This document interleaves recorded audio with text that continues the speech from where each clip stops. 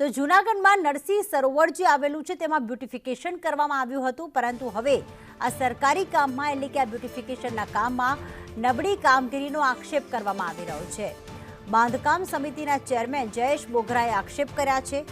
તેમણે કહ્યું છે કે દિવાલ પર લગાવેલી ટાઇલ્સમાં નબળી કામગીરી સામે આવી અને ટાઇલ્સ પર હાથ લગાવતાની સાથે તે ઉખડી જતી હોવાનો આક્ષેપ થઈ રહ્યો છે। નબળી ગુણવત્તાનું કામ થતા હોવાના આક્ષેપ કરોડોના ખર્ચે થઈ રહ્યું છે આ સરોવરના બ્યુટિફિકેશનનું કામ।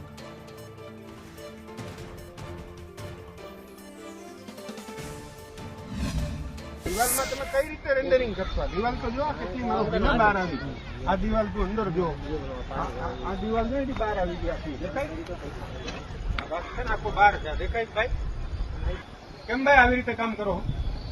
આ રીતે કામ કરવાનું હોય એટલે ભૂલી જાજો ભાઈ, આ વસ્તુ નહીં હલાવું જરાય।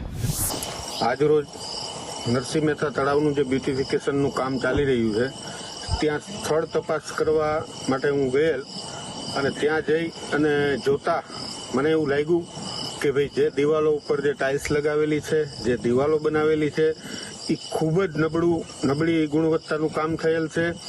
એક મેં વિડીયો પણ બનાવેલો છે કે ભાઈ જેમ હાથ ઉપર આમ મારો એટલે દિવાલથી ટાઇલ્સ હાથમાં આવી જાય કે ભાઈ જે એની અંદર કેમિકલ સિમેન્ટ જે ઉપયોગ થવો જોઈએ એ ખરેખર પૂરતા પ્રમાણમાં થયો નથી।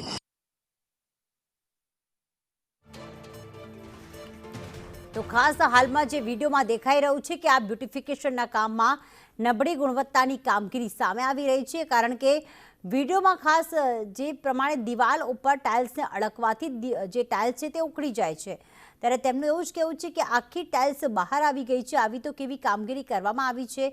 ભાજપના નેતાએ જ આખી ભ્રષ્ટાચારની પોલ ખોલી છે કે આખરે કઈ રીતે આ કામ કરવામાં આવી રહ્યું છે। તેમણે ત્યાં જે કોન્ટ્રાક્ટર છે તેમને પણ કહ્યું, ખખડાવ્યા હતા રીતસરના કે આ તો કઈ રીતની કામગીરી આપ કરી રહ્યા છો? જો ન કરવું હોય તો છોડી દો, પરંતુ આવી કામગીરી નહીં ચાલે। તેમણે રીતસરને ખખડાવી દીધા હતા અને ખાસ અલગ અલગ જગ્યાએ જે બ્યુટિફિકેશનની કામગીરી થઈ રહી છે ક્યાંક જનતાના કરોડો પૈસાનો ભ્રષ્ટાચાર થતો હોય તેવું લાગી રહ્યું છે, કારણ કે એટલી નબળી કામગીરી છે કે દિવાલ ઉપર ટાઇલ્સ તો લગાવવામાં આવી પરંતુ એ હાથ લગાડતાની સાથે તૂટી ગઈ હતી। હવે જ્યારે નરસિંહ સરોવર આખું તૈયાર થઈ જશે, ત્યારબાદ લોકો માટે ખુલ્લું મૂકવામાં આવશે, ત્યારે કેટલો સમય તે સરોવર રહેશે તે મોટો પ્રશ્ન સર્જાય છે, કારણ કે હજી તો માત્ર તેના બ્યુટિફિકેશનની શરૂઆત થઈ છે અને ટાઇલ્સોનું કામ આટલું નબળું છે, આખું ફ્લોરિંગ બાકી છે, તો ક્યાંક જનતાના કરોડોના પૈસાનું ભ્રષ્ટાચાર થતું હોય તેવું સામે આવી રહ્યું છે। અહીંયા ક્યાંક રીતસરના જે અધિકારી પહોંચ્યા હતા ને તેમણે ખખડાવ્યા હતા।